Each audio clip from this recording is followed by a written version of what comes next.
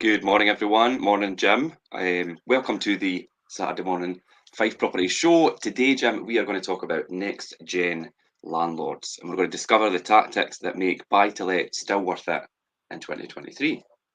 I've been reading about creative finance now and about using bridging and how easy it is to actually start with no money at all, potentially no money at all, but you've got equity built up as well, which you can use to leverage your position, which is what I did 30 years ago. But it's now got some sort of name, it's now got some sort of system, it's now got some sort of credence. So it's something I've been doing for 30 years, and I'm doing it right now. Actually, I'm doing the same thing. I'm just leveraging what I've got already and actually using it to get further lending as a result, without actually putting my hand in my pocket for anything at all. Yeah, we do talk about that this morning. It's in here about obviously no money down and things, and also it does refer to longer term investment rather than getting quick rich schemes. And when I was looking through what we're talking about today, it does relate to a lot to what your business model's been, Jim, and how you've built things. So yeah, it'd be good to get your input on it this morning. Get rich quick doesn't exist. No.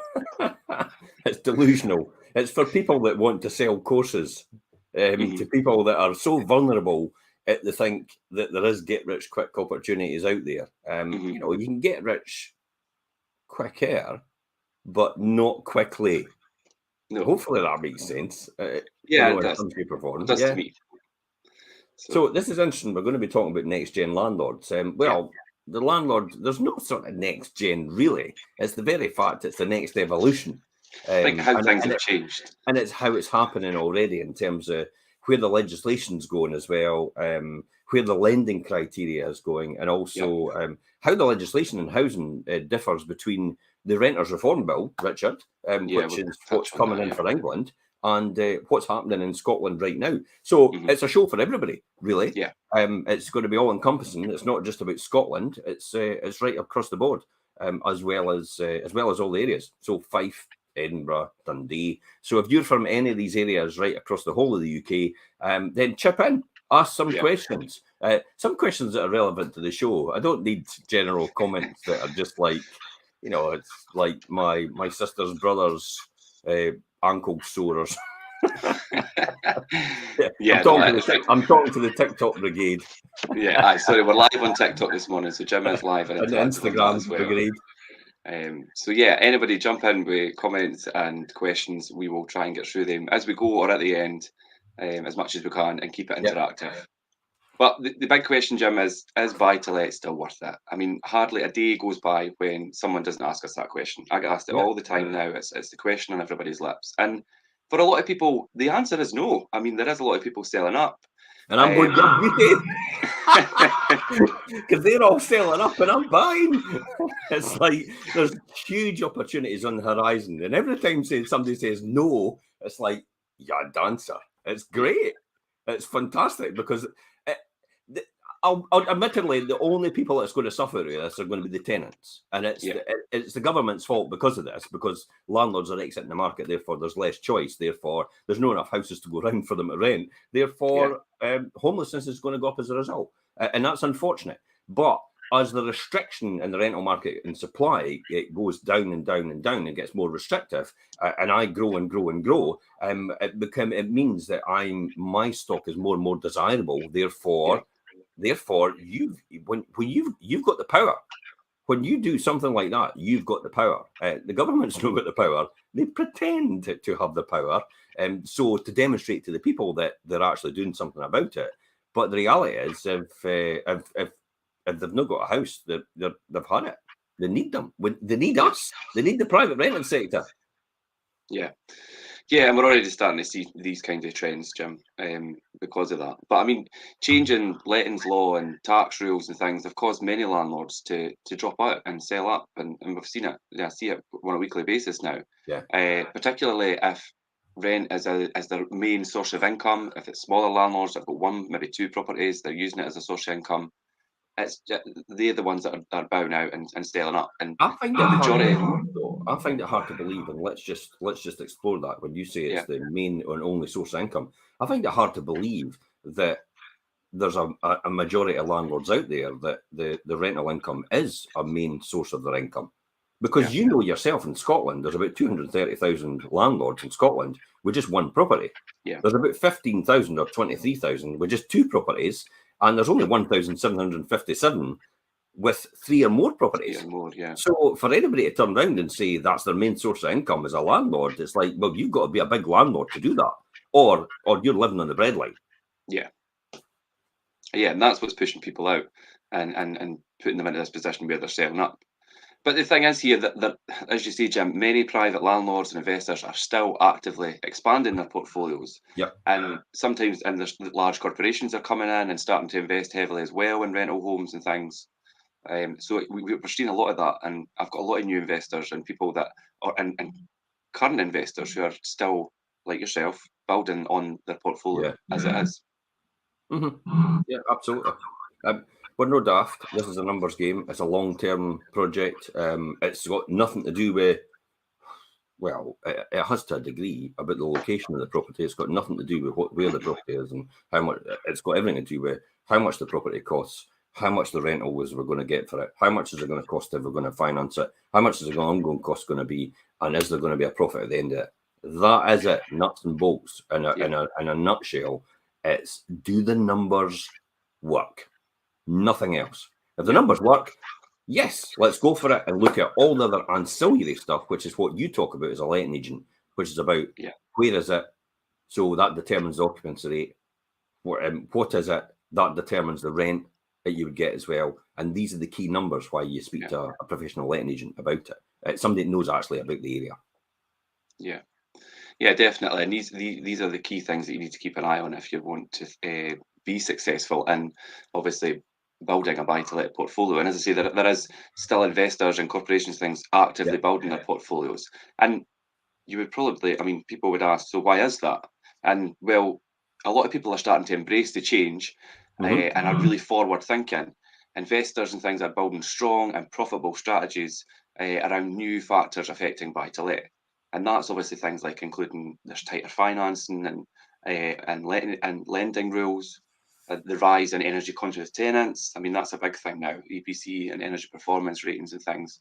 There's new opportunities in England here with the new renters reform bill, which we're going to talk about today, and a switch from the short-term yields to building a long-term wealth through your portfolio. And that's what we do on the Recreation Show on a Monday.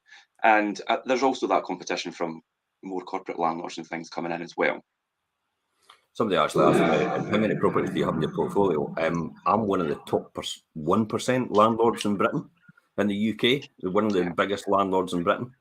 That's all I would say. I don't like to divulge what I've got. I have said in other shows as well, but I don't like to say it publicly. It's not a crone exercise. It's actually how many people you can help with what you're doing. Yes. That's all it comes down to, and the building the wealth and how you invest that back into the community by what you're actually doing. So I may not be necessarily. I know profit is required to run a business and make a business and reinvest in the business. That's essential. But you know me. I put quite a bit back into the community and back into the stock and back into properties. I live day to day on my income I generate as an estate agent. I don't live on any income from my properties. Newsflash, eh? Everybody would go, what? What? You don't live on any of your income from your properties? No, I don't. Don't have any. Don't take a penny out. It all goes back in to build the wealth.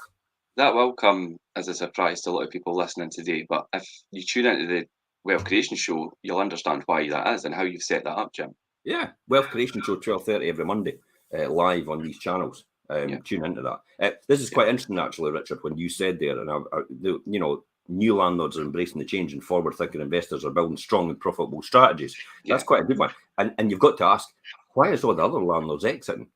And I'll tell you, it's a good question. Thanks for asking. All the other landlords are exiting because their cost base was based on the generous allowances they were given in terms of the wear and tear allowance at 10% of top line rent for furnished properties, in terms of the Section 24 when it didn't exist, of the deduction of low interest against the mainstream top income. So their whole business models and financial models in buy-to-let was actually built on these taxation principles. That's where they made a lot of their money. They had no other margin in there in order to absorb anything that went wrong. In other words, if they were taken away. So therefore, they're now having to exit because all their costs have actually built up more because these have been withdrawn. Where all the new people are coming in are going, yeah, okay, I can make that work at that level, and with these current circumstances. So that's why there's a lot of new entrants in the market. Well, there's not a lot of new entrants, there's new people coming in, but there's existing quite a lot more people, I would argue, actually landlords, investors leaving the sector because the generous allowances that were there before, they weren't really generous, I suppose, are now being withdrawn. They don't exist anymore. So it doesn't make it worthwhile for them. They may as well just go and put their money in the bank and have a safe haven, although I would argue property is safer. Or they want to invest in the stock market or bonds or whatever, because they're coming to the end of their, let's just say the end of their life, because we all die someday. You're dying from the day you're born, aren't you?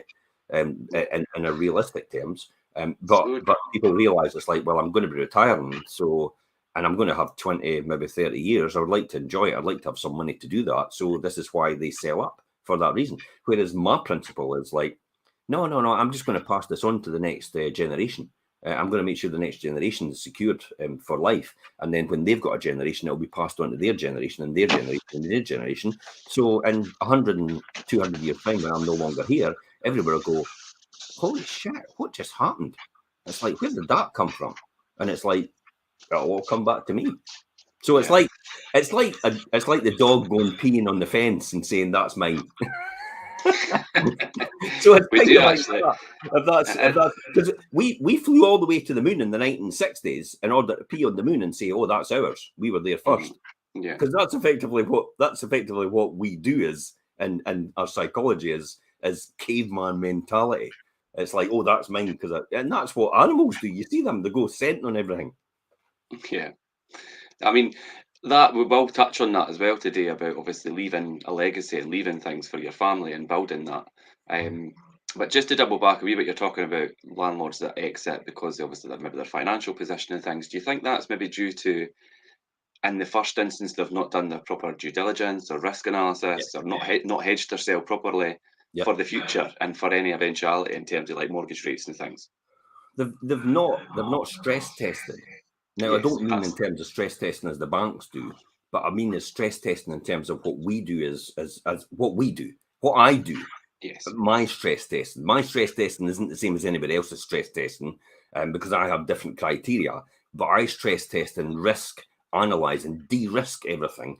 And this is why I say every single time that by the time I start the journey, I know the answer I'm going to get. So it's a foregone conclusion I'm going to be successful in the buy-to-let business, because I understand the whole financial model that I have actually is built on that relationship and the fact that that's guaranteed, that's guaranteed, that's guaranteed, that's guaranteed, that's guaranteed. That's maybe a wee bit of risk. So I'll stress test it and flex it to see if it works on different levels of lending at higher and lower rates. I'll stress test the occupancy rate as well. I'll stress test the rental value as well. What happens if the 3-bedroom can only be rented as a 1-bedroom in the short term because there's not enough tenants, and your occupancy rate starts to drop, which is the most critical thing you've got to watch out for, is the occupancy rate. Then if you stress test on all these levels and the numbers work, that's when you know you're guaranteed. It's a blueprint. It's a blueprint to financial freedom. And that comes back to the whole, that's a numbers game. Yeah, absolutely. Yeah. Good. Yeah, and I think another change that we've noticed in the lettings world and things, and I think while the topic and title today is obviously next gen landlords, is almost half landlords now are aged 40 and under. So whereas I think obviously years ago it was 50s and over. So I mean, obviously we're going to look today at next generation and planning a future and buy to let and things. But I think firstly, let's look at tackling tighter lending and things. Yeah. Because that is obviously where I think some landlords have fallen foul in the first instance, the people that are exiting now, because they've maybe not looked at lending and things properly, and how that's going to be later down the line, in terms of some of them are mortgaged up to the house basically and they're having to sell up. Absolutely. That's what happens. So yeah, so I mean, getting a mortgage for a rental property has changed a lot. And you need a minimum of 25% now. as a deposit. You used to, in years past, you'd be able to do it lower and things. I mean, what's mortgage rates like been through the years for you, Jim? Obviously, you've come probably full circle. Yeah, I've been up at 8%, 7%, 9%, 10%. You know, it doesn't really matter. But most of the time, I've actually got the majority hedged and fixed. I've got a huge amount of fixed now, and I deliberately saw the writing on the wall when I knew it was coming.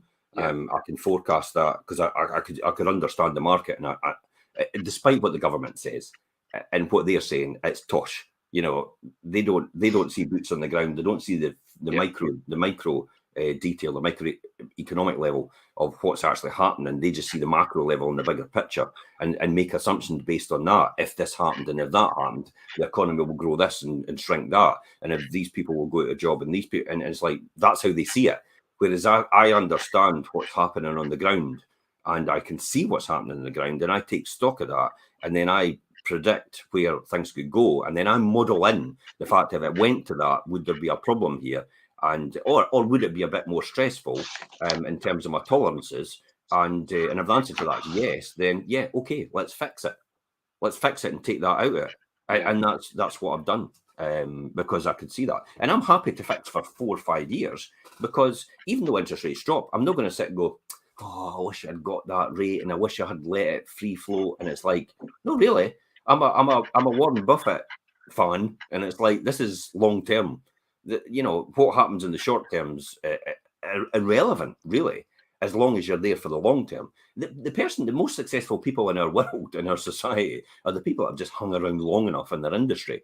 And every dog has their day. And this just so happens to be my day or my year or my decade, I suppose. Again, because the decade, it wasn't the decade, was between 2010, 2020, wasn't it? You know, I never really did anything. And then all of a sudden it's like, whoa, the numbers work now. And I can see where this is going. So it's like, buy. And I've bought more than I ever had in the first place in the last 2 years. Wow. But I had the equity, which I was able to leverage on and borrow on and for that reason. Yeah.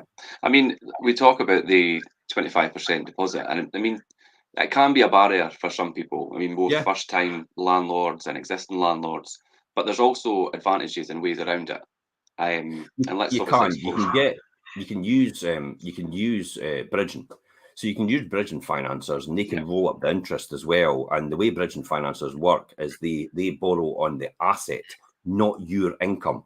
So they don't rely on your income. They don't require like what a normal lender does in terms of you've got to earn 25,000 and above. Some of them actually insist that. So bridging, and they do cost a wee bit more. But if the numbers work, bridging's still a really good way, because if you bridge and then get that deal done and then get the higher value and then remortgage it, you could end up with no money down deal or a little amount money down deal locked into it. So less than 25% of what you had in the first place when you first bought it.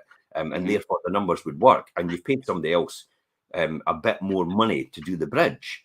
But the great thing is it's a deal you wouldn't have had in the first place. So it's the old scenario about it's better having 50% of something than 100% of nothing. Yeah. And the key here is as well is once you lock the property deal in and you own that property, in the next 10 to 20 years, I'd say 10 to 20 years, by the way, I don't do in the next 10 years, it's going to double in value. I don't know who has a high voice like that and talks like that, but that's who I do the different voice. In the next 10 years, I'll maybe do a lower voice for now on. In the next 10 years or 20 years, it will double in value. And it's a foregone conclusion. Anybody out there, it changes that and says, no, that's not true. It's fact. If you look at the prices of houses, I've got the prices of houses actually going back to 50 years ago. To 50 years ago, every single area, all the prices in every single area indexed. This is all data which is available publicly online. So I've got all that information from Land Registry, and every single 10 to 20 years, property's doubled in value. Period. Can't argue with that. No taking anybody's bullshit. No taking any questions with that. It's a fact. Yeah. Get used to it. Yeah, and I think, well, like you say, Jim, you've got the stats to back that up, to show that house prices do obviously increase and trend in that way. Back to borrowing and things, and obviously we talk about the 25% deposit, and borrowing less against the property could offset the impact of maybe higher interest rates and things, and thus making it easier to cover your costs and then achieve maybe a higher net profit each month. I mean, would you say that's? I mean, I don't know if that's really your strategy, but would you say that that's right in what I'm saying about having less borrowed against the property? Yeah, If you put a bigger deposit you down. can have any amount borrowed or not borrowed against the property, as long as the numbers work. Yeah. There's a huge amount of property in my portfolio now that the original price that I invested in it is no longer there. It's literally every single one of them is infinite returns because I've not got any money in that anymore. And all I'm doing is just using the same cash every single time, cash pot, and actually just recycling it all the time. And there's creative ways to do that. There's people asking here, is there a great time to get into property? Yes, now is the time if the numbers work. And somebody says, problem is you need money to make money. Well, that's not true. You don't need money to make money. How could somebody homeless and unemployed then go on to create what I've created? If you need money to make money. Yeah. Hello. You maybe make money on money, but you don't necessarily need the money to make the money in the first place. Because you have to start somewhere. Everybody does. When you think about the logic of it, we're all born with nothing. Yeah. So you could argue then, if we're born with nothing, so how do people that are born with nothing, we're all born with nothing, how does one person go on to become a billionaire, one person a multimillionaire, one person a millionaire, and other people, in between, and then other people stony broke? We all started off at the same place. And you can blame your surroundings, and you can blame your circumstances, yeah? But it's nothing to do with that. It's how you play the hand that you're dealt. That's what it's down to. Yeah, I would agree with that 100%. But yeah, like obviously injecting cash and things into your purchases at the beginning of a property can give you that larger equity cushion, and thus reducing the impact of paying back the capital at the end of your interest only period.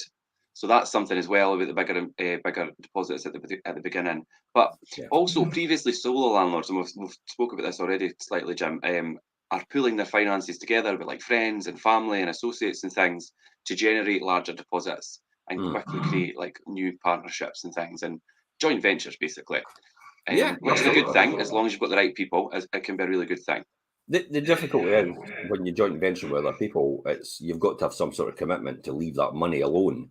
And I've seen it in the past. I've never joint ventured with anybody. I've got no desire to joint venture with anybody. Obviously. I would love to. I have loads of people coming at me, throwing hundreds of thousands at me, saying, "Go and invest with me. Go and invest for me." And I'm like, I don't want to, because at some point in time, my mentality is it gets left where it is. Their mentality is at some point in time they want to exit. And I just don't want to get involved in that, because it's a change of circumstances for them. It's everything to them, and I know the phrase saying it's nothing to me, but I've said it before. I could lose everything tomorrow. It would make no difference to me, because my income I live on is derived out of what I do as a job. It's not the property. So it doesn't matter. If you wanted to start again with property, you would just start again at the beginning. Yeah, if you wanted exactly. To do that, I would just go again, and just do the same thing over and over again. So larger cushions impact the capital and all the rest of it. I mean, previously, as you said, solo landlords are pooling their finances with friends and family. That can happen, but the difficulty is who do you want to get into business with, and what happens if the circumstances change for them? Yeah, and I think then I mean, although there is a lot of talk about the death of the 95%, obviously. I get 100%. I was just going to say it's not quite there, but there is a lot of talk of that. I get 100% mortgages. Newsflash, folks, I get 100% mortgages from the bank.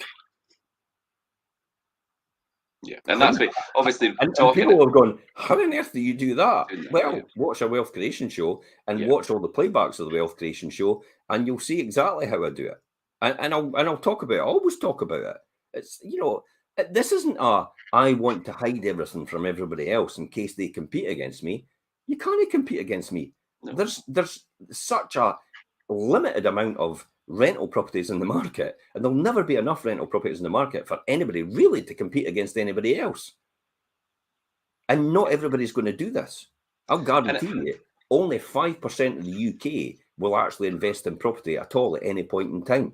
And some people will drop out that 5% group. Some people will come into that 5% group, but it'll always be a 5% group. And it has been since caveman days. There's always been a 5% group.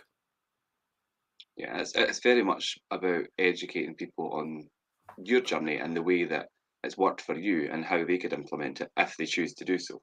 Yeah, absolutely. Yeah. I'll maybe show you at the end. Well, actually, do you want? Let's run it now. Let's run the video now of what we actually teach. I'll just run a quick video and we'll come back to that.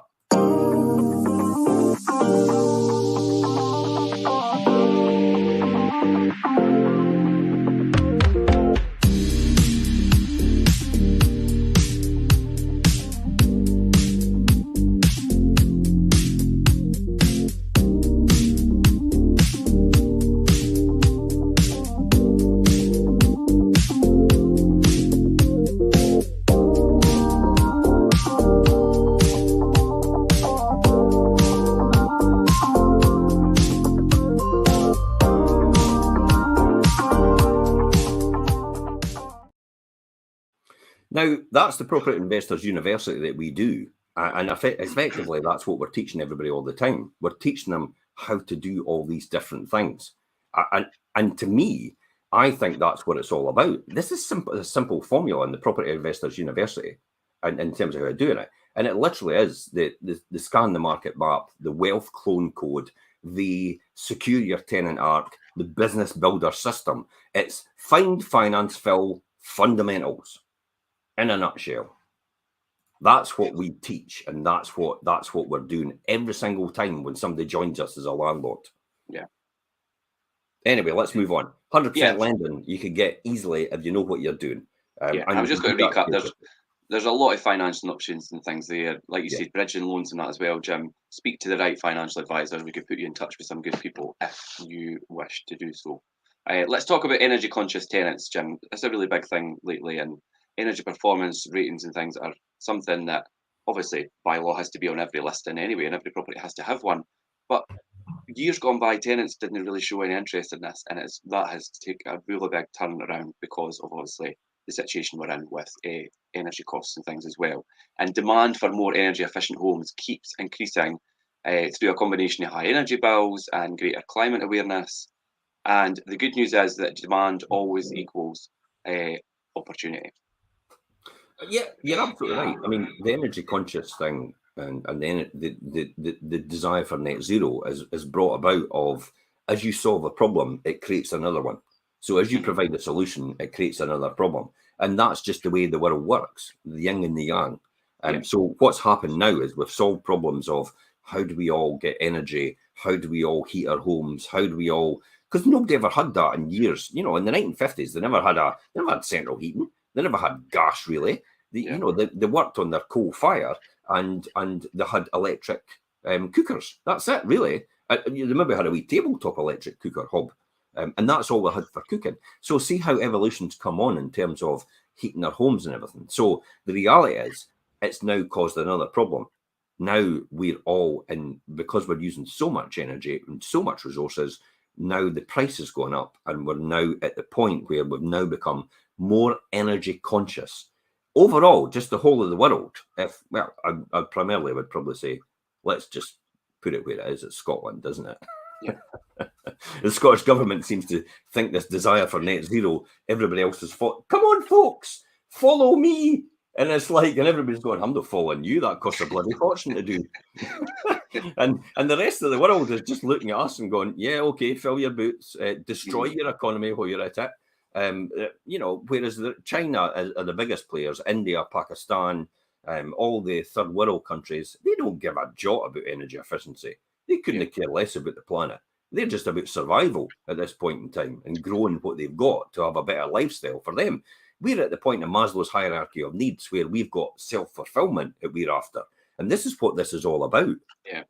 And really, if you look at our impact in comparison to a place like India or China, I mean, it's nothing in comparison. You go over to any other country and you look at how they live and how they've got a proper healthcare system and anything like that, and you think, oh my God, you could always say, oh, the grass is greener because of this. Oh, they get paid a lot more money than us. Newsflash, they get the same amount of money in their hand because they get taxed higher. That's what the nations that we currently point to as Scotland. Look at Sweden, look at Switzerland, how they've got so much money they're getting paid every. And it's like by the time they get it, they come out with 25,000 like we do every single year in their hand, and that's the way it works. They just put more tax into the system in order to sustain that lifestyle. So it's all equal when it comes down to it. But the energy conscious thing, let's get back on track with that. It's good news and definitely equal opportunities. Imagine if spending a few thousand on energy efficiency improvements, for example, would net you just £100 extra per month. How many investments offer that rate of return? That's a good investment, a few £1,000 for an extra £100 rent a month, and that's potentially what you could get if you understand what you're doing in terms of the energy efficient measures that you need to do on your property. So do the right ones in order to save the right money. And probably in the next 5-10 years, we'll be required by landlords and letting agents to actually, and we're putting energy efficiency now, but we'll be required to put a monetary value on that figure when we list a property. Yeah. There'll be some sort of formula which will require a monetary value. In other words, this property on average will cost you X amount per month. And people will use it as their criteria to say, should I rent that property or should I rent this property? That's what it's going to come down to. And then they'll go, okay, now what should I do? Because newsflash, I have a sneaking suspicion there's going to be complete uniformity in the rental values in the next 10 to 20 years. Okay. There's going to be legislation in place. They're going to say, this is all you're going to be able to get for a 2-bedroom property. This is all you're going to get for a 3. This is all you're going to get for a 4. There's going to be proper caps on it. Yeah. It's going to be legislated. You can't get any more. That's what it's going to be. Yeah, I could see that happening. I mean, that just does, the way things are moving forward, that does not seem like something that is quite controversial. It might sound it now, but in time that'll be the way of things, and I could see that happening. Yeah, there's a desire by politicians to do this, regardless of the consequences. And if you understand the way of evolution, it's like water will find a way. Mm-hmm. So there'll be casualties, but there'll be opportunities. And I might not even be here in years to come.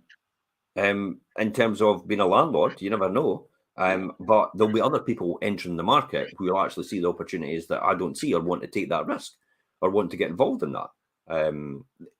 There's always a point of radius and a point of exit for other people. Yeah, and I think that kind of references back the topic for today, obviously the next generation of landlords embracing what is actually in place at the time when they come to fruition as a landlord or an investor. But back to energy efficiency and things and the plus sides, and obviously we talk about energy prices are actually coming down from July. The cap's going down from 2,574 or something like that to about 2,000. Mm-hmm. So the energy prices are actually starting to come down. Although the normal household, as I said, what I'm talking about, will actually not experience an average of that. It just means the cap's coming down. And they will probably start to come down. If we get this sorted out with the Ukraine and Russia thing, they will come down significantly. But I don't think they've got a desire to do that, because the only people who make money are the people that started the war in the first place. Yeah. There's money in war. Yeah, that's the reality. That's very There's money for the right people, and they don't want that war to stop because they're making loads of money out of it. Which is a sad fact, but it's true. So they'll sit and stoke the fire. They'll poke it all the time and keep the oxygen going in it. Yeah, but with the pending EPC minimum banding and things pending and coming into force in a couple of years, then there is a lot of scaremongering estimates of things like £15,000 and things to upgrade extremely substandard properties and homes. But around about a £1,200 or 8% yearly return trumps an ISA savings account like we spoke about earlier, Jim, if you're getting a good return and you put the money into your property, it still beats the money sitting in the bank. Absolutely. You know, I put new kitchens in, I put new bathrooms, I put new double glazing, refurbishments, and all the rest of it, because I know it keeps a premium rent on it.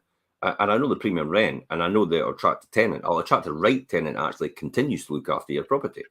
That's what it does. Because if you've got a scabby kitchen, you know, and a, you know, no great bathroom, and it's not really great decorated, you're going to attract the wrong tenant. You're going to attract a tenant that actually wants to live like that. They're probably the people that don't see potential, and so they'll actually live like that. But newsflash, it'll probably get even worse. Yeah, and it's the same thing. You'll get back the same as what you put out. Absolutely. Yeah. There is another way to put that. Never I won't say it. a truer saying was said. You'll get back what you put out, and it's the universal laws, isn't it? Yeah. You know, you put out a rubbish property, you're going to get back a rubbish property in most occasions. Now and again, you get the tenant. It's like, I'll do it up. They're no bothered, and you give them a lower rent value for that. Yeah. You know, if you want to do it up, I'll give you a decreased rent. I'm happy with that. That's okay. Mutual agreement moving forward. I don't know how that's going to be affected though with rent freezes, rent caps, rent, you know, things like that. Because then if you give them a lower rent and they're in there, how do you increase the rent when it comes near the time that you need to? Or you could do like a grace period at the beginning where they don't pay rent and they upgrade. Yeah. Good idea. Dispensation, a discount for the first couple of months. In order for them to do that, they could put the rent into actually doing the property up. And well, I don't mean putting in a new kitchen, new bathroom. No, what just I mean is decorating and carpeting. If they want to do that, and it makes it in their image, they're more likely to stay a lot longer. So the occupancy rate's bound to be a lot higher. Yeah. But scaremongering estimates 15,000 upgrade substandard homes, or £1,200, or a £1,200 yearly return trumps, you know, as you said, the ISAs. Almost every industry has proved that people will hunt down and pay for more money for sustainable and eco-friendly credentials to reduce their carbon footprint. Yeah, not particularly sure if that could hold true. Maybe the premium. I mean, I do see a lot of tenants coming through that are a lot more conscious of the carbon footprint, and I do see people requesting like, "Oh, where's the EPC?" I mean, it's on all the listings for our properties, but obviously, and the EPC does get provided to them. But I mean, years gone by, people wouldn't even know what the EPC was, the Energy Performance Certificate. But now people are very conscious about that a lot more than they were. I still think the council tax is going to be rebased on the EPC ratings. That's an interesting. Yeah, I agree. I've always said that the council tax is in it. There's going to be some sort of penalisation if you don't for having a low EPC rating, and they'll base the council tax banding on it potentially. I mean, they've got an easy system now, but it's an easy one for politically to get everybody to conform to get higher ratings is to rebase the council tax based on that. So there's opportunities. People want eco-friendly credentials. Some people just want a roof over their head because they're that, you know, the most vulnerable in society just want a roof over their head. They just want a place where they can keep nice and warm and actually feed themselves, you know, 3 times a day and have somewhere to live. That's what they want. Again, coming back to Maslow's hierarchy of needs, it's the need for survival versus the need for self-actualization. Two different ways to approach it, and ideally, that's what we need to cater for in a society. We need to help the people that need it help the most. Unfortunately, the legislation's not allowing us to do that right now. But that's an exercise to convince the government that they're actually needing to change in terms of what they're needing to do. Anyway, let's get back. Even the 11% average rent increase since April 2022 is dwarfed by the recent soaring energy prices, focusing tenants even more on homes with lower running costs. And that's why we're seeing the increased popularity in flats and apartments as opposed to homes, because they're more cost effective to run in terms of council tax and the energy bills and things. Yeah. Somebody actually said I've been lucky our rent's only increased once since we've been in our flat, and you know I would actually agree they're really lucky. It's interesting that the government's prepared to protect, and this is controversial for renters, obviously. The government's prepared to protect the renters from increases in rent, but they're not prepared to protect the house owners from increases in their mortgages. So the house owners are actually having to take the hit for increases in mortgages, while the people in rented accommodation are actually getting away with no increase at all. Yeah. They're not taking it. So renting is a highly desirable method at this point in time, because you're hedged against everything. You've got protection with your rent, especially in Scotland. And you know what you'll be paying then if that's the case. Almost certain, and the only the amount it could go up is 3% or 6%. But the 6% increase is rubbish. It's just rubbish. I know. It's you have to get 12%. You have to get a 12% increase in cost to get 6% for a landlord, because they take 50% of whatever the increase is to the landlord. Yeah, we've seen and it's that over a recently. 6-month period, which makes it even worse. Because in order to ascertain what the costs have gone up in over 6 months is very, very minimal. So you'll never ever get that rent increase up to 6%. I've just gone through it. Yeah. You know, for it to go up £250 per month, and then they're saying, well, we've got to take half of that, and then we've got, and oh, by the way, you can only put your rent up 4%. What? Yeah. It's like 250 quid, and 10% of the rent. We've seen some of your mortgage costs go up hundreds of pounds, and they're still coming back with us. It's a joke. Yeah. It's a joke. It's all smoke and mirrors. It's all electioneering for the Scottish government right now, for the parties in power. That's all they're after. Yeah. So let's get back to it. A recent LGR survey found that 56% of people significantly seeking out energy efficient homes, rising to 61% for those aged 25 to 34, the biggest group of tenants, 25 to 34. So LRG are, I believe it's Leaders Romans Group, which is obviously the net zero, the green, obviously, interesting, embracing the greener future and things. So 25 to 34-year-olds are the biggest group of renters, and that's fine because it gives them mobility of labour. It doesn't commit them to a mortgage right now. There's 25 to 34. There's still a lot of life choices to be made for people in that age group now, as opposed to when I was a lot younger. Everybody was getting married at 16-year-old and having kids at 20. Whereas now that's almost moved into the 30s. That's moved into everybody's getting married in their 30s and having kids in their middle to late 30s. So that's moved on almost a 10-year gap in terms of the culture that's going on. And that's fine again. It's because we're living longer. So we're deciding to make better. We're deciding to make better choices, or we're having more choices on what we want to do and how we want to do it. Yeah. And well, yeah, I definitely agree with that shift and the timeline for what people, how people do things in life now. But back to EPCs, and just to wrap up there, with the energy performance rating and things, I mean, from an ethical and financial standpoint, if it's done right, it can be a win-win for everybody. You can increase your rent for landlords, and obviously thus providing better homes with lower bills for tenants and reducing carbon footprints. So if done correctly, it can be a good choice. And obviously we're kind of being forced to do that with the minimum EPC banding anyway.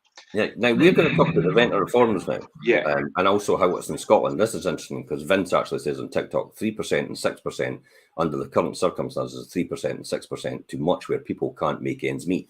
I absolutely agree, Vince. Yeah. I can't disagree with that at all.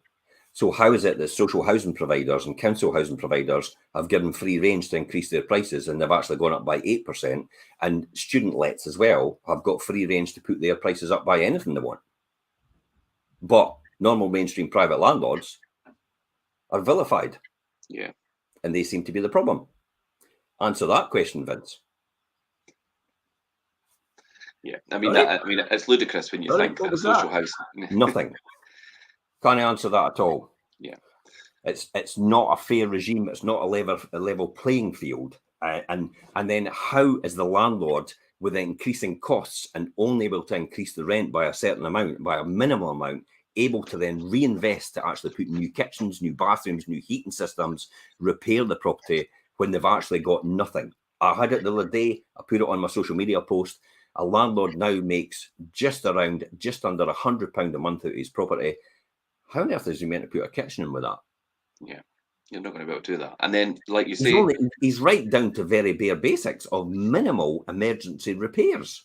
Yeah, and on top of the landlord suffering, the tenant's going to suffer then. The tenant suffers every single time. Yeah, yeah, they're It's the like ones that... the people think landlords are loaded. They're not. Most landlords are actually scraping the bottom of their barrel, and they're taking a huge risk with their savings, their lifetime savings, Yeah, and they're putting it into property in the hope and prospects they'll make something better of what they can actually just putting into a pension. And you can say, here's the classic here.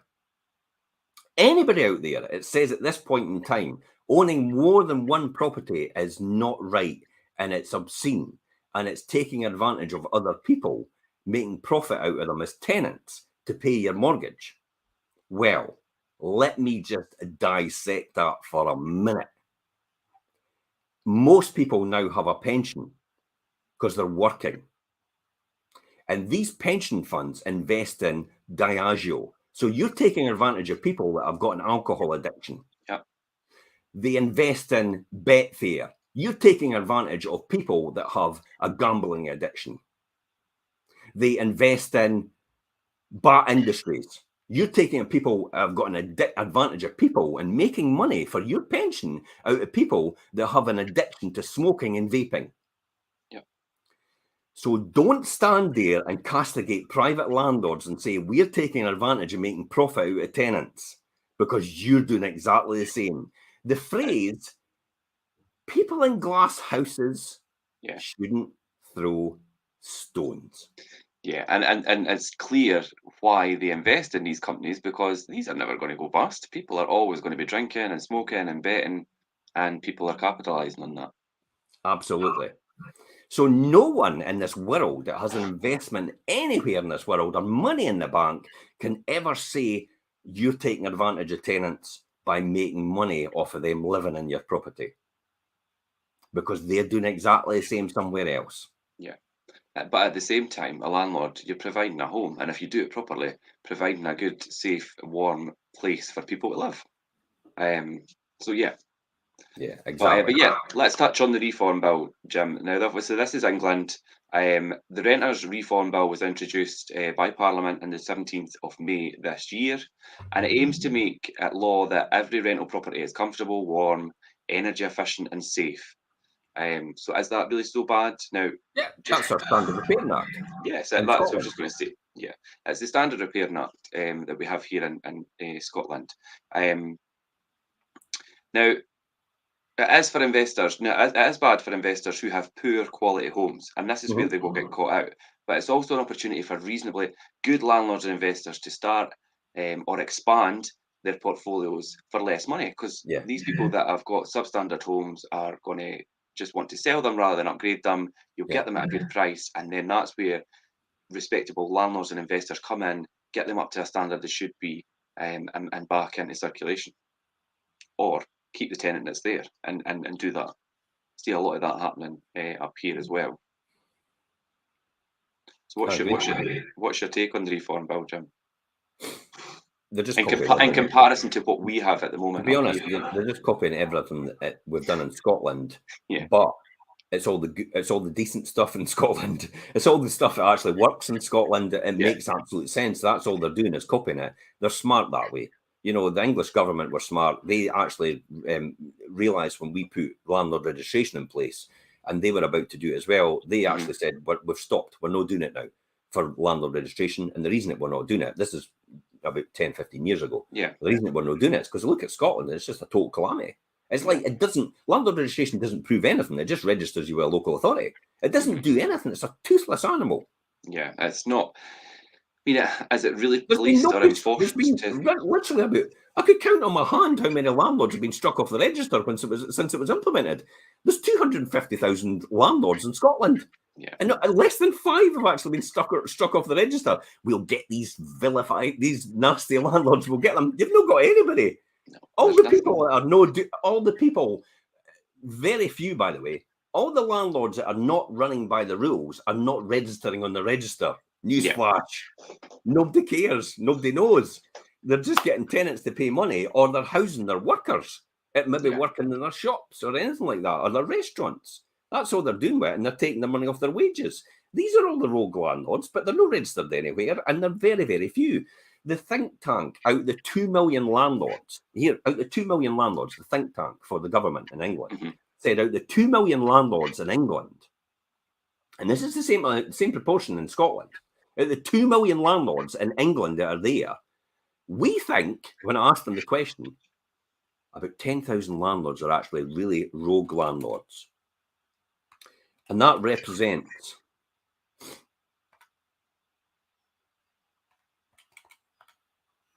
0.5% of the landlord population. Really?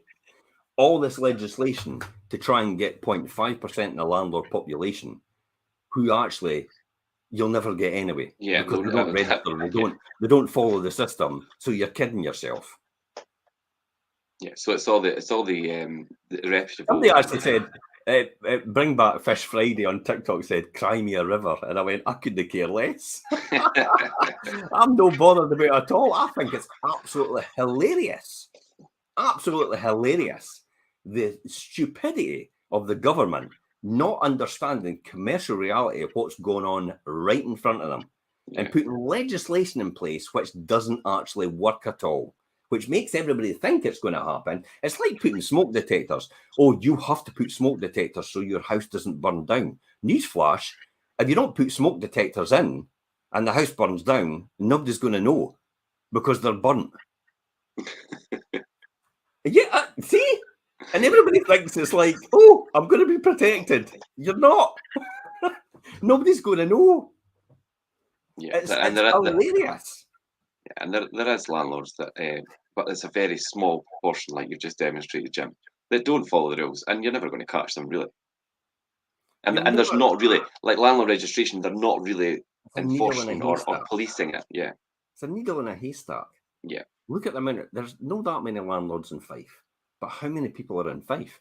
There's 370,000 people in Fife. You've literally got about 20,000 landlords. How on earth are you going to ever be able to police that? You're not. And there's got new entrants and people coming in, people coming out. I deliberately tested the system because I was one of the implementers for landlord registration and helping them and advising them. We've been part of the NLA. Yeah. I deliberately left myself the register for 3 years. And nobody noticed. Just to see, yeah. And then when I came to them and I sat in the meeting, I went, by the way, I've not been registered for 3 years. And they went, after insisting it would, it works. It's like, no, it doesn't. You're talking rubbish. And they were trying to offer me a job and says, you want a job? No, I didn't want a job. But I'm just showing you how this system does not work. How flawed it can be, yeah. It's just doesn't work at all. The legislation doesn't protect anybody really. It just makes everybody feel a lot better about the situation, but it puts more encumbrant costs onto landlords in order to push all the prices up, which incidentally, guess what? Pushing the rent up. It's the tenant that suffers again. Somebody says we should ban landlords then. Great. I'll sell up tomorrow. Where are my hundreds of tenants going to live? No. Nowhere on the street. Yeah, because there's no social housing for them. There's nothing. They've not built any houses since the sell-off in the 1980s. 70% of social housing stock was sold off. People that need to rent have to rent. Yeah. They don't have any other option. They can't buy because their circumstances, because, they can't buy because of their credit rating, their bad credit, by the way, not the landlords or anybody else's. It's their fault.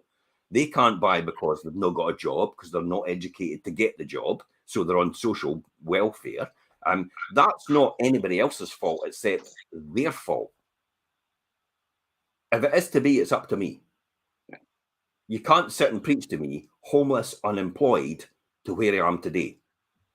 If it is to be, it's up to me. Yeah. So don't give me your sub story. I've been there, done it. I've been through the mire. I've managed to get out the other end. And I teach other people to do that. Yeah, I think you could only rely on yourself and you could only blame yourself. So anyway, a lot of good points there. But let's get back on topic. So we're covering about the go on then. What were you going to say? Is it the landlords greedily hoover up and would be accessible to the market again? they're not accessible to the market because the people that are renting can't buy anyway. They choose not to buy. Yeah, there's a lot That's of people the problem. that choose to rent. There's nothing. There's nowhere for them to go. You're absolutely this person on TikTok. They're absolutely bloody delusional. They have no idea what they're talking about. I look after lots of tenants who choose to rent and like to rent, and it's their choice. They want to rent. But anyway, we digress. But yeah, the Renters Reform Bill. Remember, this is England. And as I said, many landlords are choosing to sell up to avoid the new legislation, bringing homes to the market. Some with ready-made tenancies, and obviously then that generates income and allows them to then improve the property. Those landlords need to sell at prices that reflect the need to bring their properties up to scratch, making it easier for investors and landlords that want to do the work and bring them up to the code. It allows them to pick them up at that price point, and they have the money to then inject into the property and make it the way it should be. There's no surprise, Richard. The stock that I'm buying just now is going to take about at least 300,000 or 400,000 to upgrade it all. And that's fine, okay for me, because I worked out my numbers and I think, okay, that'll go in the value of the property. I'm fine with that. Yeah, we've got a fair bit of work to go through those ones, yeah. But it's all people that are sitting right now in properties as tenants. They don't have anywhere else to go, and they need to rent. So they're all tenant. I'm actually taking them on. I'm actually upgrading all the properties, so they're getting far better properties, far better things. And guess what? The rent's no going up. I'm not bothered. The rent doesn't need to go up. I'm okay. Fine with that. Yeah.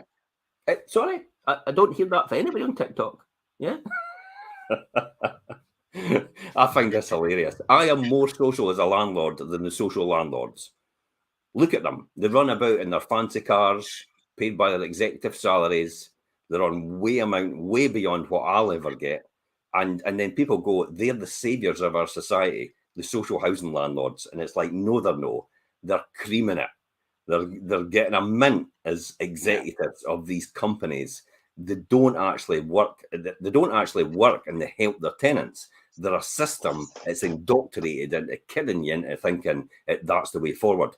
In the years to come, when all these social housing entities are huge, massive, they'll become the scourge of the nation. I'll guarantee you that. That's why I say every single time it should be social housing and councils. Mm-hmm. Yeah. Councils should be the ones to actually have it because the council think differently. The council think about the tenant first. They don't necessarily think about the rent. And the tenant's welfare comes first. We know that. And often I do that as well, thinking the same sort of thing. Tenant's welfare comes first. Yeah. I've got a heating system installed. I've got a holiday I could go on. Heating system gets installed. Holiday, no more.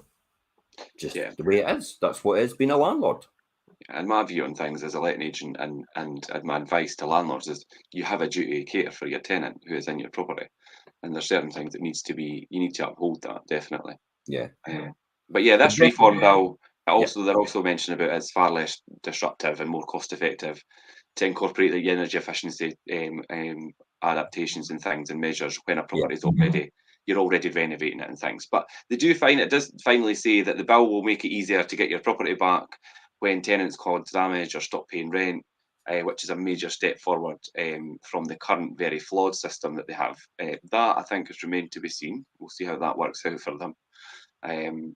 But that's basically how the reform bill has been put in place and how their take on it in England. And like you say, Jim, it does reflect some of what we have up here. Obviously, we are in a completely different situation at the moment. Yeah, the Renters Reform Bill and the fact that the removal of the no fault eviction is in my opinion the worst thing to do. No fault eviction in Scotland, I always used it when I had a conflict with a tenant, but it was because we knew the tenant was antisocial. But in order to go through all these hoops, I mean, the next door neighbours were phoning us and they were like, "Oh my God, this is a nightmare," and all the rest of it. And it was pretty conclusive.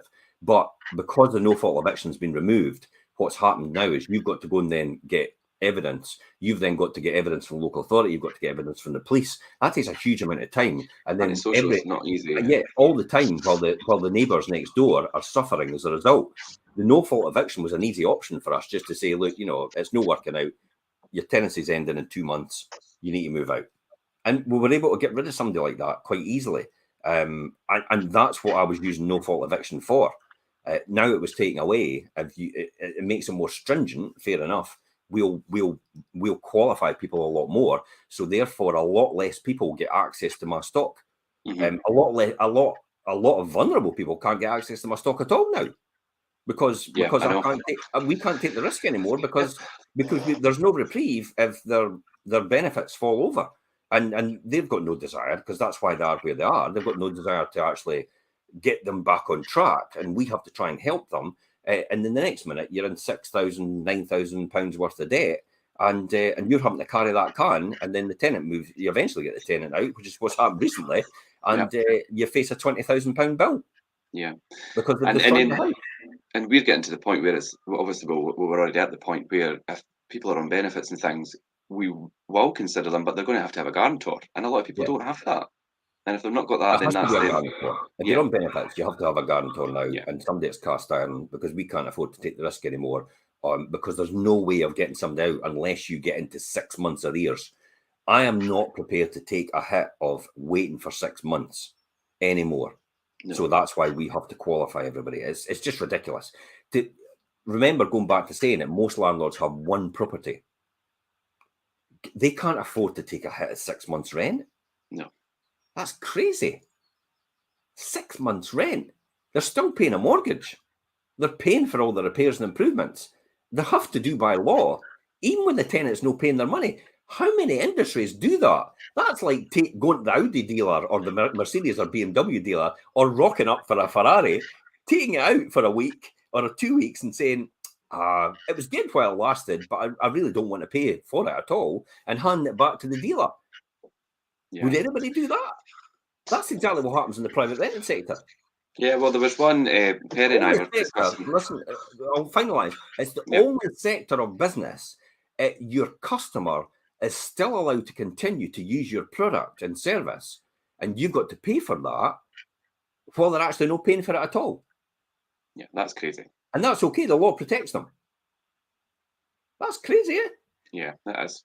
It is. And Perry and I were discussing someone who was looking to sell their property just the other week there. And they'd got to the point, I think they were 8 months in, no rent, nothing. And unfortunately, that was for them, and they had to sell. And I think they only had the one property, which is a shame. But that's how. And the problem is, though, once they sell, it sets a chain of events with other landlords saying, I don't want to have that problem either. So they begin to sell. And then also that will go back into the home ownership criteria. Therefore, there's one less property for a tenant and to circulation for tenants. And tenants do not have properties to get into just now. This is why this is why they brought the legislation in the first place, was to actually keep landlords from selling. But landlords are actually selling. They're trying to stop us from selling, and it's like, no. We're going. We're exiting. It's like, I'm not caring if you're trying to stop me. We're exiting. So there's less rental properties in the market today than there was probably a year ago or maybe 5 years ago. In fact, particularly, there's a lot less. There's 1,200 properties less than 5 years ago. There's 9,000 more homeowner occupiers.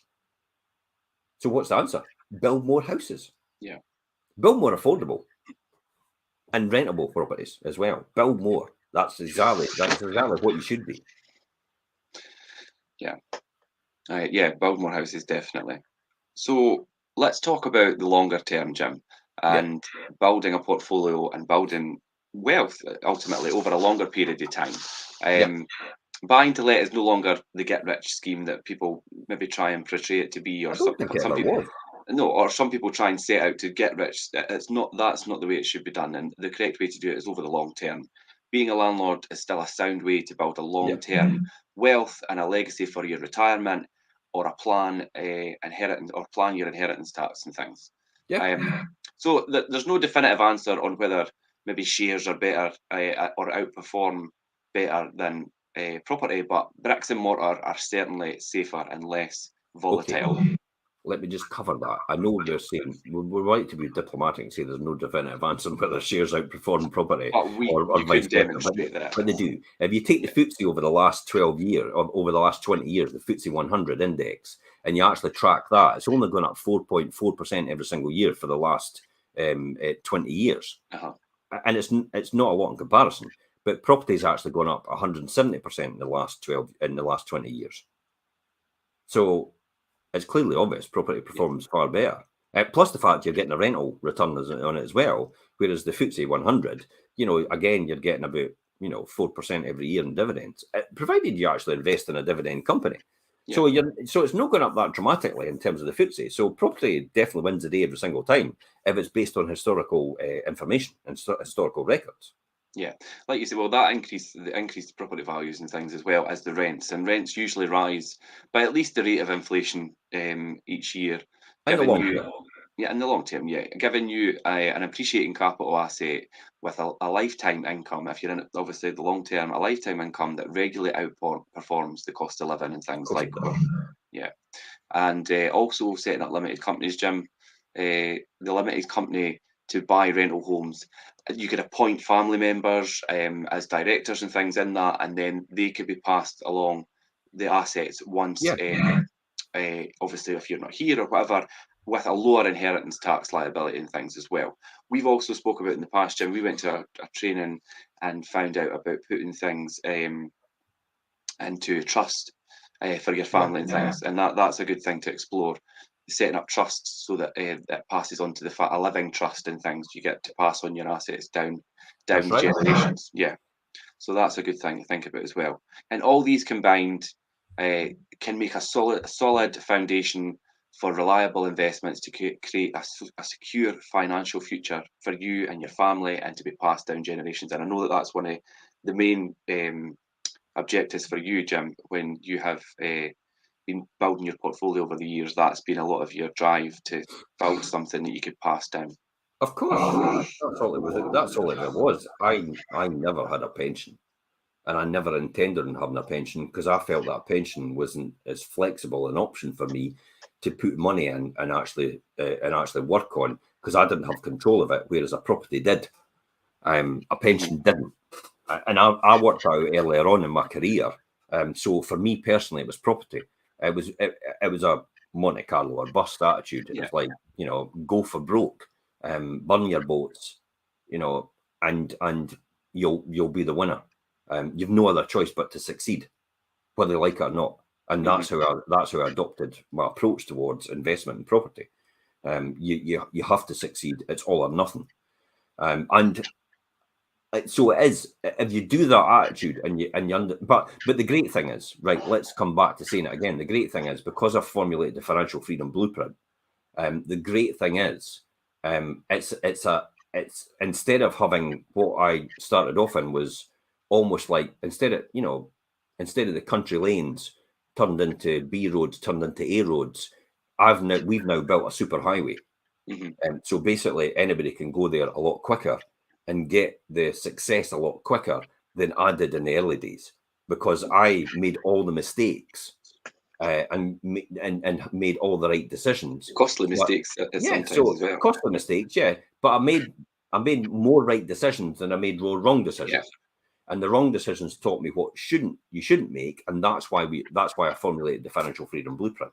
Yeah. In order to do that, in order to make sure of that, and that's why we're involved in property sourcing for other people as well, and actually understanding, and actually property education. Yeah, and showing them how to implement that to be successful in their own right. Yeah. So anybody can go from nothing, zero to hero.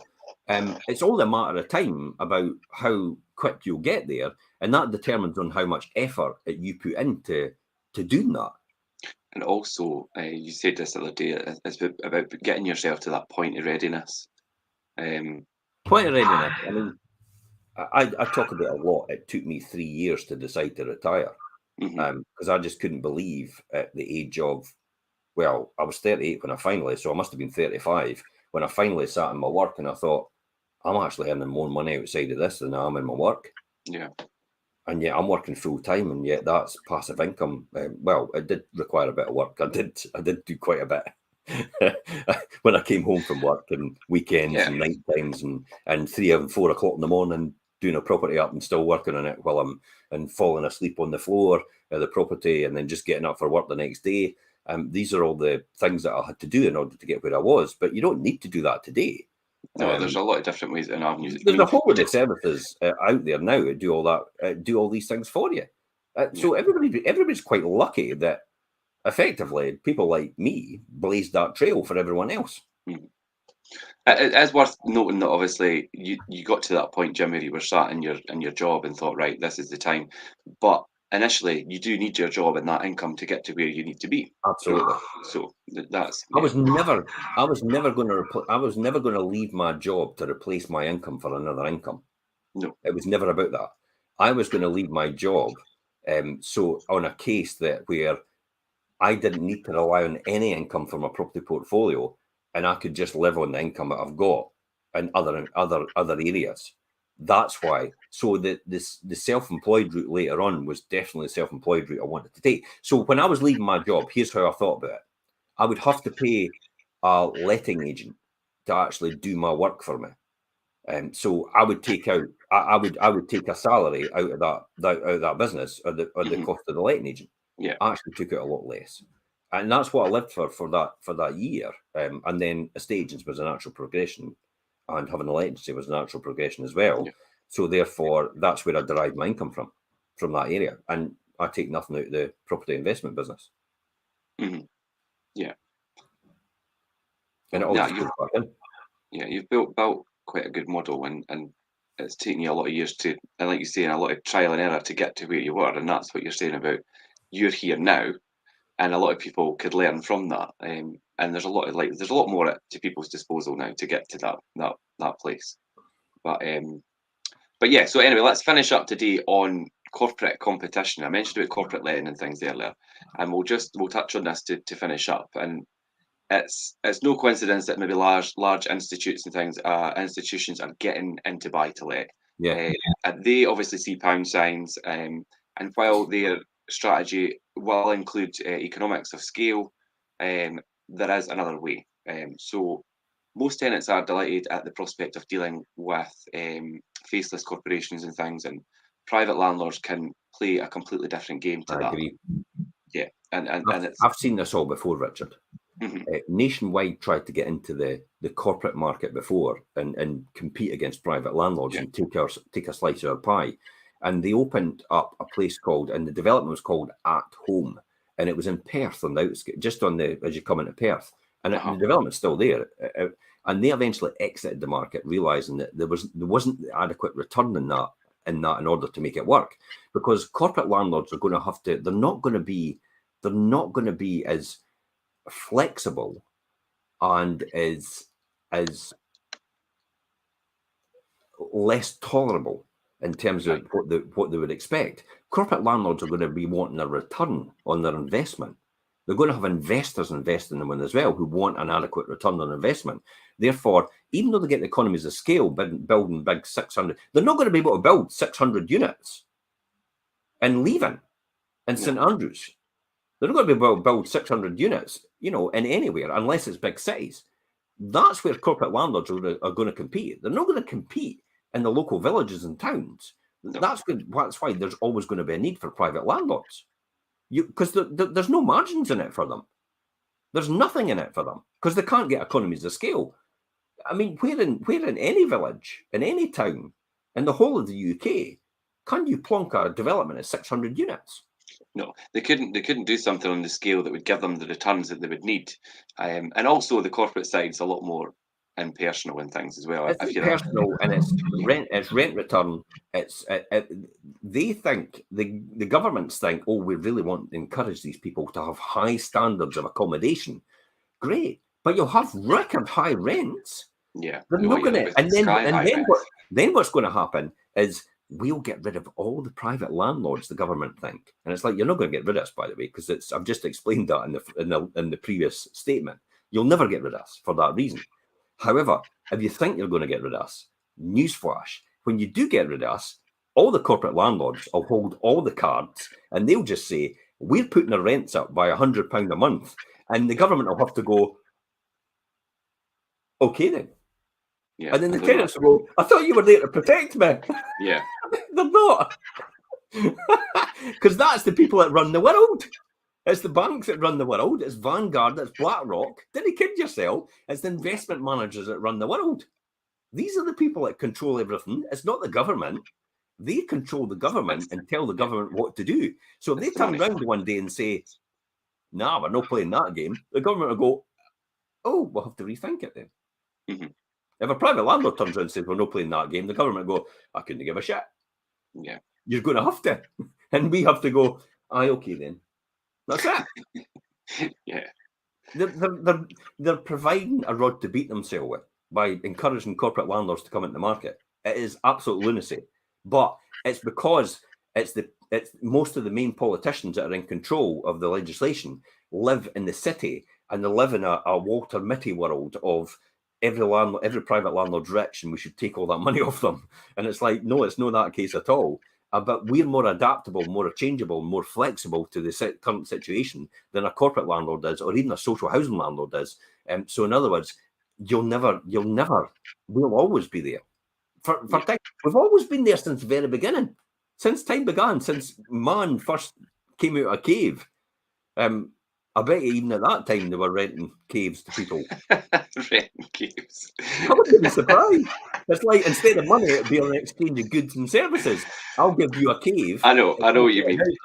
In exchange for the fact that you'll maybe be able to make me clothes, or exchanging the fact that you'll be able to make me my food and provide my food because you're a farmer. And that's how business was done. So that's effectively how we are here to stay, whether they like it or not. Yeah, the process has always been there. But yeah, I mean, private landlords and investors and things can carve out a niche with their homes and create maybe standout designs and Absolutely. a more personal service against the inevitable cookie cutter corporate rentals and things, like you say, the so impersonal thing. You can also build to rent by working with other landlords and developers and builders and buy land and save money and buying costs and things on stamp duty, materials, whatever. You can do that and club together if that was something that a business model that you wanted to obviously enter into. So there is different things there. Tenants want more than just a copy and paste homes though. And I think private landlords can use that to their advantage. And by that, they can cultivate a more natural attraction and loyalty towards independent businesses. I've got something wrong with my plumbing. Great, we'll get somebody round and out. Yeah. Say that to a corporate. Yeah. Oh, well, we'll have to put it to our plumbing department, and they'll have to schedule you in for a job, but it has to be between 9 and 5 because that's the only time they come out. Yeah. And they kind of come out at weekends because that's how we work. That's how all the social housing providers work as well, actually. Do you know what's a really good example of that as well? Is people have home care packages, and these home care packages, repairs and call outs, you could wait days. Our gas and plumbing engineers are there within hours. Right, sometimes. no bother. I'll pop round and out. Yeah, I'll pop round and out. Is the tenant in? Yeah, I'll pop round and out and have a look. It's like you can't buy that. Yeah. That type of we will always win on service levels because we're always accommodating. We will always win on accommodation because the person can move in and put and we'll give them a house and they'll make it a home. Yeah. And that's what they'll love about it. Whereas corporate landlords won't do that. It's like, I want to decorate. No, magnolia is the colour. That's it. You're not changing that. Well, I want to just maybe put another appliance. No, you're not putting another appliance in there. No, that's not happening. That's a corporate landlord for you. I don't want to pay for your pool because your swimming pool that you've put in down there, I'll never use it. I'm afraid of the water. No, you're part of this scheme, so you'll have to pay for this pool. Do you know how I know that? Because I've got the same thing over in Spain. Oh, right, okay. I'm in a property factor with the rest of the lot, 60 units. And it's like, we're only opening the pool from May to October. But I come out at the end of October and it's closed. I come out for April for the Easter weekend and it's boiling for us. And it's like, no, we're not opening the pool because nobody else wants to open because they don't want to pay the cost. So you have to go with the majority. But you still pay for it. Yeah, and I still have to pay for it. So I'm only there 1 or 2 times a year, and I've got to pay the same cost as everybody else. So I'm paying for all the people that live there. I'm paying all their costs to share all their costs for living there. And so that's why corporate landlords will possibly not win that argument. That's why they'll have to probably charge more because there's not enough people to fill their places at the desired rent level they want, unless there's a cultural change and shift in culture. And that's the ones that you said about the 25 to 34-year-olds, did you say? Yeah. 25 to 34-year-olds will be agreeable to rent because they've not seen house ownership.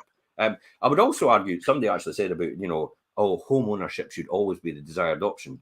No.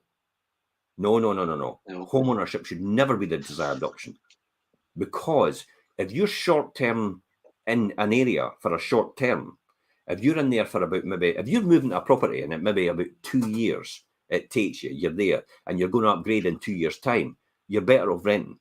Yeah. Because if you buy, it's going to cost you at least legal fees, mortgage arrangement fees. You're tied into a mortgage. You're going to have to refurb your own property.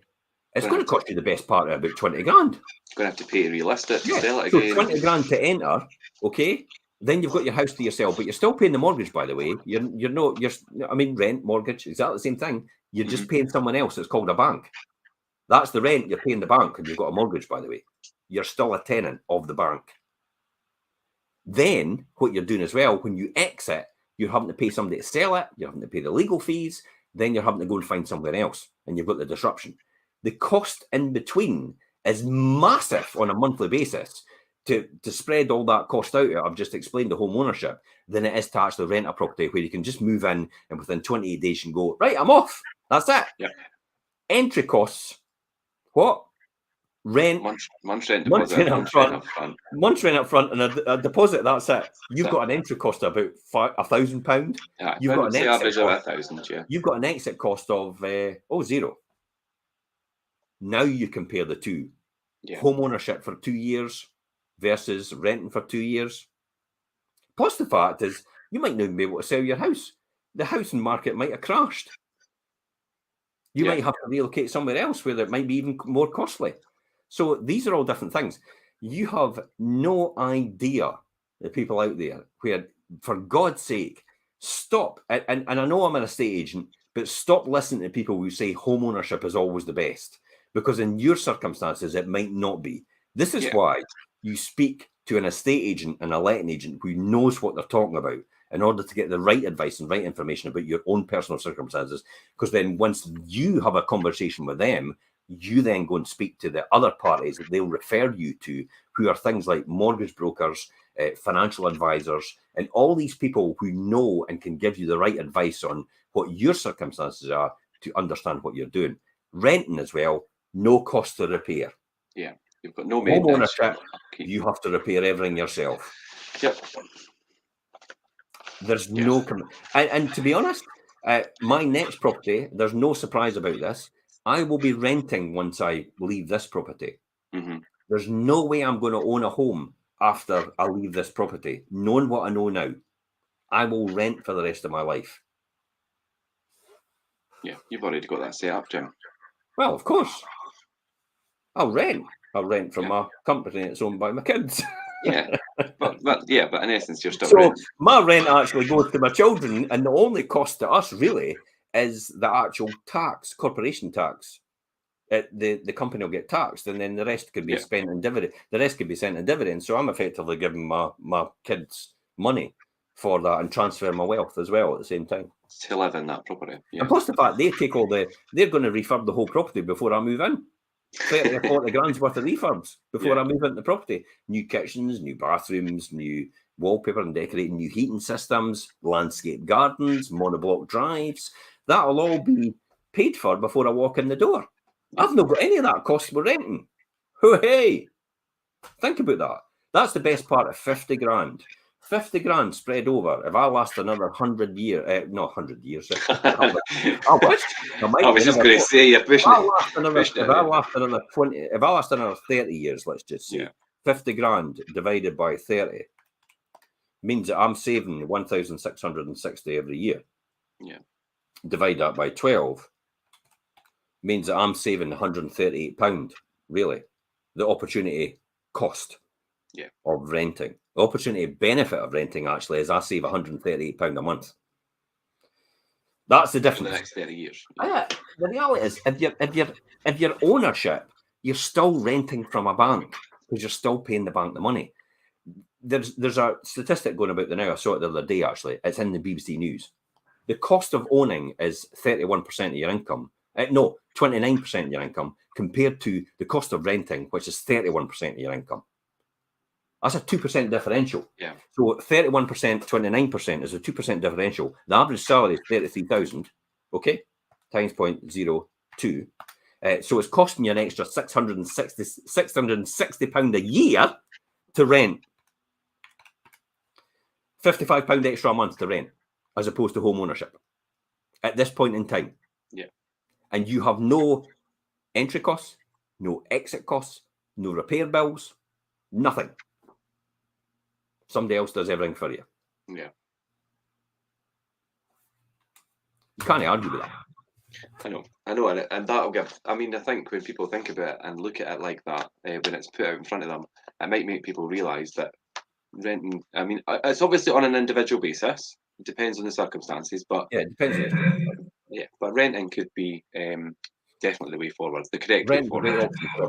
Especially for people with mobility labour. In other words, their jobs sporadic. It's like they go from country to country, or they go from county to county because they're maybe a contractor. It suits their purpose. They can just up sticks in 28 days and just leave, and then go somewhere else. We see a lot of that, especially if it's furnished property. Even if you're not even buying the furniture, it's like, my God, it's like you're not paying for furniture at all. You're not having any entry exit costs at all. It's an easy gig. It is low cost entry and low cost exit for renting. This is why it's always going to be here. The council can't do that. Social housing providers can't do that either. They can't run with that. They're not as flexible to do that. That's why renting is a really good option in comparison to home ownership. But home ownership gives you security of tenure.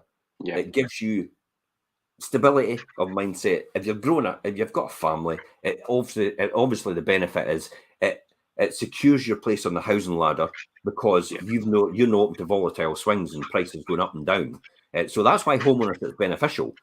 For somewhere it's got security and you're going to grow up and you know you're definitely going to stay there for quite a period of time. Yeah. That's why home ownership is important. So both have a part to play, and there's a mix in our society, and we shouldn't be vilifying one or the other, or putting people off, or castigating people for one or the other either. You know yourself, Richard, there's still people in our society that look down on people that rent. Oh yeah, definitely. I don't get that. It's like they need to be sent for further, like, head strengthening or whatever it is. Further therapy. It's like, if you think like that, just go and get help. Yeah. There's so much benefits to home ownership and renting from both sides, depending on where you are and what's your circumstances. And that's us. Yeah. For today, I'm glad I got that right. No, you're fine. You're fine. We've covered quite a lot this morning, and the next generation landlords and legislation, and we spoke about England and long-term investing, and also energy efficiency. Any topic that we covered today, guys, we will take any comments later that you put on the show if you're watching it rerun. My details are in the blog that's attached to the post. My email and my direct contact numbers there. If you want to give me a ring, ask me anything, please feel free to do that. Thank you for watching, and thanks for your input today, Jim. That was good. And we'll see everybody on the next. Well, we'll see everybody Monday, actually. Monday, Wealth Creation Show, 12:30. Yeah. 12:30. And all our TikTokers can go, oh, come on again and castigate us. Yeah, Monday's show will be the top 10 rules for building wealth. So we will see everybody then. And I'll end it there. Thanks, guys. Bye.